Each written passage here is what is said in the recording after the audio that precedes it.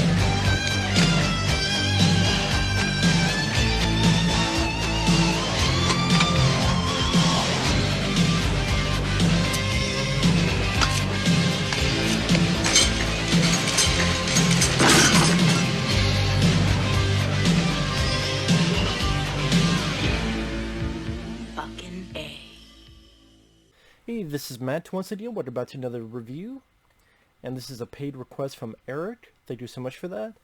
And for those interested in requesting pretty much any type of video, feel free to send it either directly to my PayPal or join my Patreon. Both links are down below right in the info box. Now, this is for a film from the 70s called Sitting Target, and this probably won't be that much of a good review, because I don't really know what to say about the flick. It's a very simplistic movie. Oliver Reed is the star of the film. He's a guy who's in prison, along with Ian McShane, which I didn't even notice, because Ian McShane I've liked in other stuff. He was, of course, now he's in the John Wick movies, as sort of the concierge of the hotel, sort of an ally to John Wick. He's been in a lot of other stuff too. Being very, very young here. This is about 1972. But they're both in prison. And Oliver Reed is being... I'm trying to remember what his charge was. He hit someone and then they died from their wounds. And so his wife comes to visit. They're talking, and then she mentions that she's been seeing another man. She wants a divorce. She's pregnant. And that pisses Oliver Reed off, and he even busts through the damn, window, the glass, tries to choke her. Of course, cops and them hold him back. And so now he wants to break out. Him, his buddy, and another guy, they break out of prison, and Oliver Reed is now on a journey to murder his former wife because she cheated on him, got pregnant with another guy's kid, and he's pissed off. And that's pretty much the movie. That's pretty much the film. Now, the acting, I don't mind. It was interesting to see a young Ian McShane. Again, didn't even recognize him until I'm like, wait a minute, what? Then I looked up the credits. Oh, shit, okay, it is. Oliver Reed, I will say, I thought he did fine in that role of this is just a simmering volcano ready to explode at any minute. And you definitely felt that intensity and that growing rage and anger within the character. The direction is not too bad. It's the same director. He did this Vincent Price film called Theater of Blood. He did a film called Zulu Dawn. He done quite a few other films from back in the day. He does bring a sense of style to the flick. Like some nice photography, cinematography. I would say there's some really good looking shots. For example, one guy gets kicked down the stairs and he's dead, but the body's right next to this mirror, and so there's plenty of reflections of the body right next to the actual body. Like, that's a nice looking shot.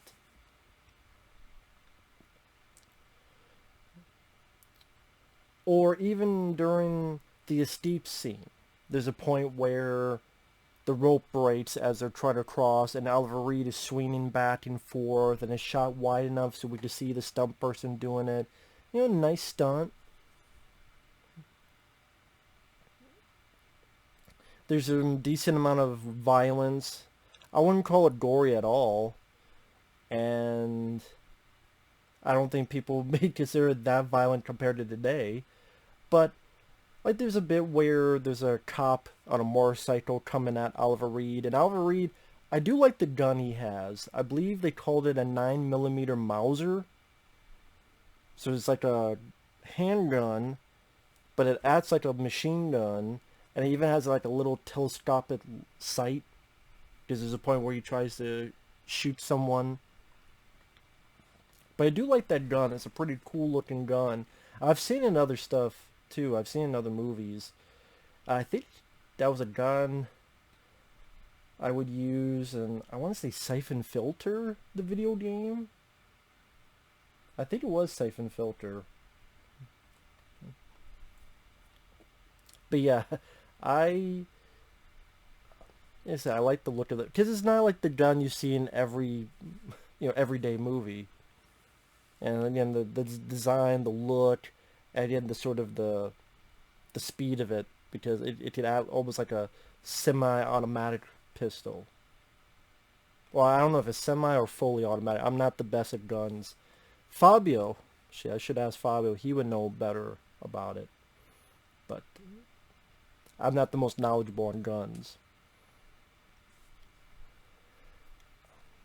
But he shoots a cop on a motorcycle, and as he shoots, the whole thing blows up. And again, that's another good piece of stunt work, where you have a guy on a motorcycle, and real person, real fire, and it sets the whole thing on fire, because it's in the midst of this environment where people had clothes and sheets to dry, so that catches on fire too. So I would say it's a decently, efficient movie. Like I said, well photographed. I don't mind the acting. The girl who plays the wife character, she's there. I would say if there's a weak part of the cast, I would say it's her.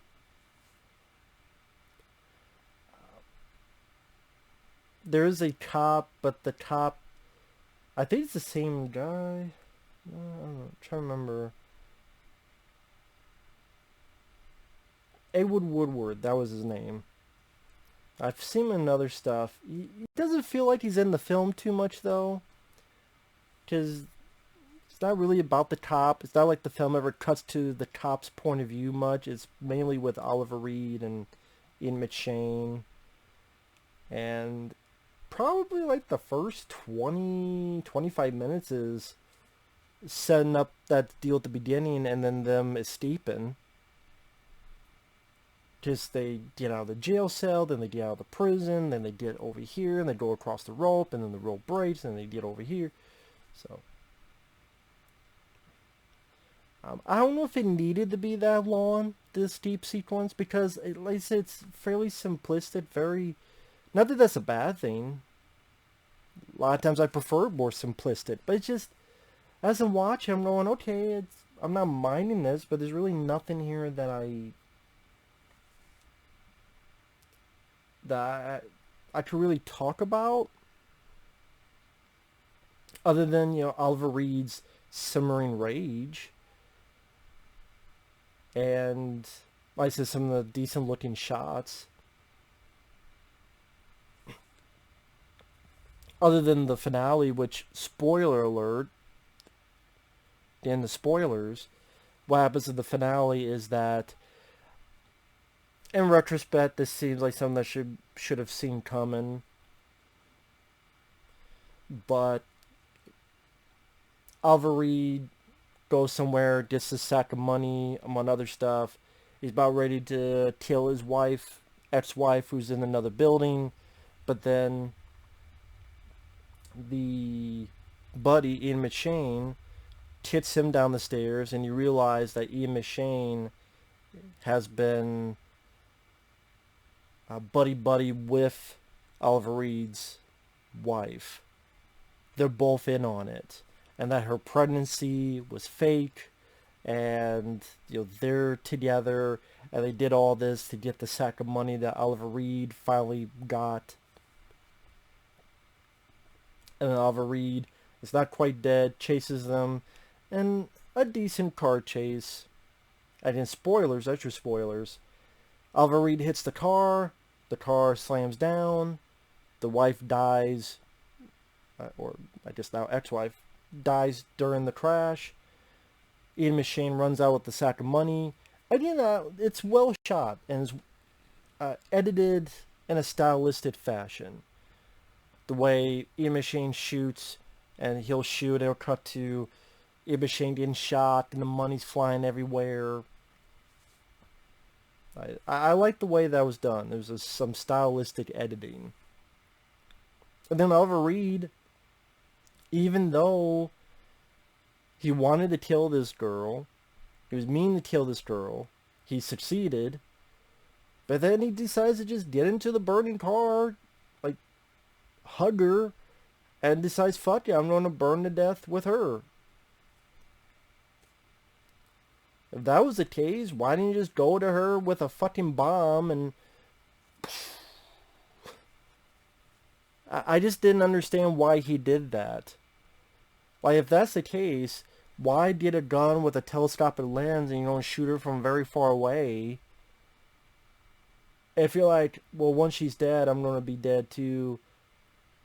Why didn't you just make a bomb and go over there and get a fucking grenade or something? I don't know. I'm sure it's supposed to be some meaning of finding out that his buddy fucked him over and he was lied to on that front as well, and then seeing her dead just made him, I guess, sort of give up, and then gets into the burning car, and then they're dead, and then the cops come and they're like, well, I don't know what the fuck we do now.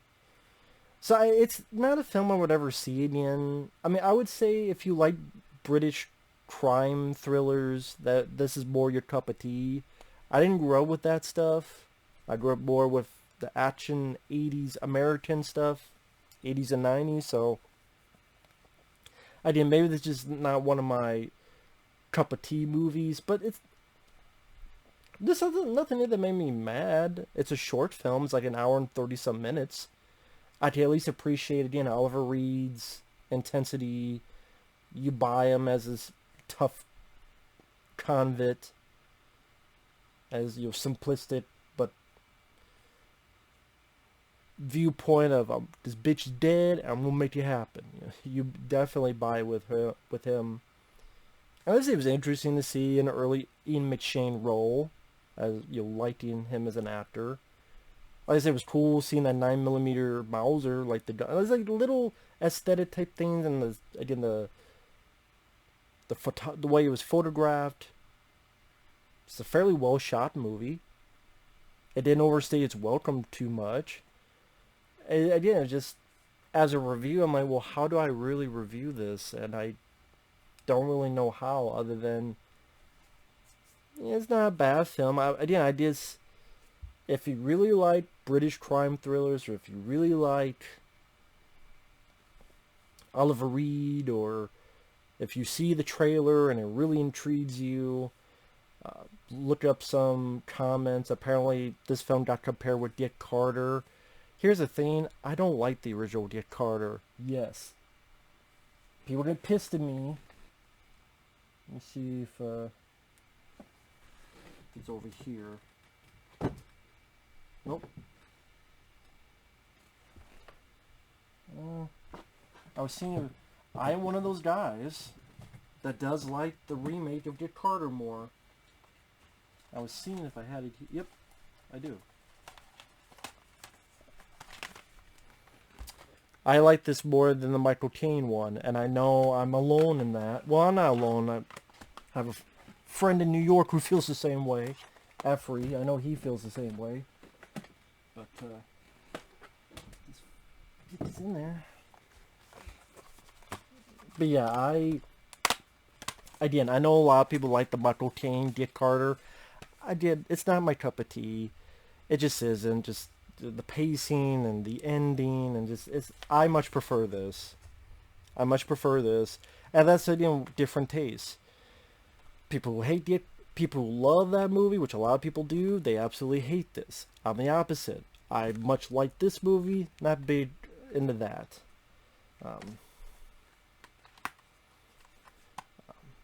But this, again, this was okay, but it's not something I would ever watch again. But again, different taste. Like, I'm more of this type than that. So take that for what you will. It's an okay film. Sorry, Eric. Sorry if the review's not much. But yeah, it was worth one watch at least. So there you go. But that's it. Thanks for watching. We'll see you guys later. Bye-bye.